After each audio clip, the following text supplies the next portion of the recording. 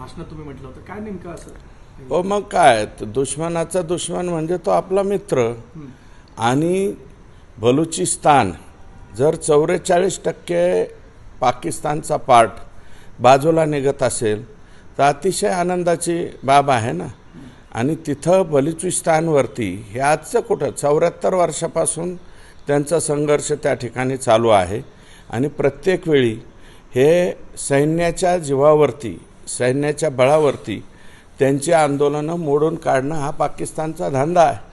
त्याच्यामुळं मग आता काल पण नाही का फार चांगला निर्णय घेतला आहे. तिकडे पाणी अडवण्यासाठी 279 मिलियन हे आपण त्यांना देणार आहोत अफगाणिस्तानला, तालिबानला. आणि त्याच्यामुळं खैबर पख्तूनख्वा काय तो जो एरिया आहे त्या एरियाच्या अगोदर ते पाणी अडलं जाणार आहे. हे दहशत निर्माण करायची आमची दहशत कमी झालेली नाही. आम्ही अजून इतके जोरात काहीही करू शकतो अशा प्रकारची मानसिकता आहे. म्हणून माझं मत आहे ना, एक मोका लागला आहे तिथल्या एका गँगला, ज्यांनी तिथले पुजाऱ्यांना मारलं, 7 भाईंना मारलं. आणि महादेव, माझं तर ठामपणे मत असं आहे की ते जे मोका लागलेली गँग आहे, 18 तारखेला त्यांनी 1 गुन्हा केला, 19 तारखेला 2 गुन्हे केले आणि 20 तारखेला महादेव मुंडेंचा मर्डर झालेला आहे. महादेव मुंडेंच्या मर्डरमध्ये सुद्धा हेच लोक, मोका लागलेले जे लोक आहेत, हेच लोक 100% त्या ठिकाणी असणार आहे. हे दहशत निर्माण करायची आमची दहशत कमी झालेली नाही.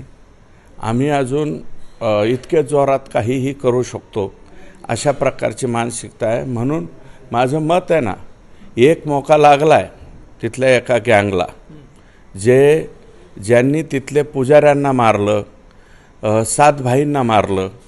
आणि महादेव, माझं तर ठामपणे मत असं आहे की ते जे मोका लागलेली गँग आहे, 18 तारखेला त्यांनी 1 गुन्हा केला, 19 तारखेला 2 गुन्हे केले आणि 20 तारखेला महादेव मुंडेंचा मर्डर झालेला आहे.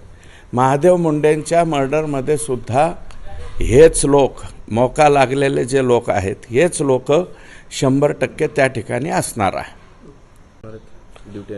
हो, दिवटे यांच्या प्रकरणाच्या बाबतीमध्ये उद्या निश्चितपणे चर्चा होईल. मी एकटाच नाही, मला वाटतं सर्वच लोकप्रतिनिधी या बाबतीमध्ये उद्या जे काय आढावा बैठकी आहे, DPCची बैठक आहे आणि त्या बैठकीच्या अगोदर मला वाटतं याच्या संदर्भामध्ये कलेक्टर, SP आणि आम्ही सर्व एकत्रित मिळून त्या ठिकाणी या बाबतीतली चर्चा करू आणि जास्तीत जास्त याच्यामधले सगळेच्या सगळे आरोपी हे अटक झाले पाहिजे. आणि SPंनी काही कारवाई मला वाटतं केल्यात. यापूर्वी एक मोका एका गँगच्या विरोधात त्यांनी लावलेला आहे परळीतल्या. अजून काही लोक राहिलेले आहेत ज्यांच्यावरती 17, 18 गुन्हे आहेत. त्या लोकांच्यावरती सुद्धा मोका लागला पाहिजे. आणि हे असे जर 2-3 मोके लागले तर मला वाटतं ही दादागिरी त्या ठिकाणची संपून जाईल. परंतु हे कालचं जे प्रकरण आहे दिवटेंच्या बाबतीतलं, हे अतिशय गंभीर प्रकरण आहे आणि मला वाटतं त्याच्यात उपमुख्यमंत्र्यांनीच मोका लावण्याचे आदेश त्या ठिकाणी दिलेत. आता ते त्या संदर्भामध्ये आम्ही उद्याच्याला चर्चा त्या ठिकाणी करू. देशाचा संबंध असल्याचे देखील व्हिडिओ आहेत, त्याचे फोटो पण आहेत. व्हिडिओ आहेत, फोटो आहेत. हे आता नवीन जे आहेत हे असे अनेक लोक जे आहेत, हे फक्त परळी मतदारसंघातच नाही, यांनी असे ते महाकालचं हे लावणारे जे आहेत ते गावोगावी बीड जिल्ह्यामध्ये या ठिकाणी अशा प्रकारची मुलं तयार केली.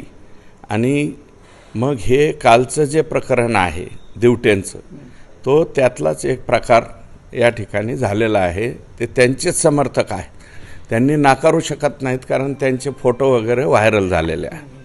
म्हणजे बी टीम अजूनही ॲक्टिवेट असल्याचं देखील म्हटलं. हो, ॲक्टिवेट आहेत ना. हे एवढ्या लवकरात लवकर कसं संपणार? एक संतोष देशमुखांचा तर बळी घेतलाच, परंतु हा सुद्धा काल पार्ट 2 होताच वाचलाय ना. काय झालं म्हणजे काय राहिलं आता ते त्या लेकराच्या अंगावरती कुठंतरी जागा शिल्लक आहे का? किती मारलंय आणि किती चुकीच्या पद्धतीने. आणि 10-10 आणि 15-15 लोक जर एका मुलाला मारत असतील, त्या मुलाचं वय तरी किती काय? काल त्याच्या वडिलांशी बोललो मी, तर धाय मोकलून त्या ठिकाणी रडत होती. धनंजय गुंदेकरांनी त्यांनी माझं बोलणं करून दिलं होतं. लोकशाही मराठी ऐका, पहा, जागरूक रहा.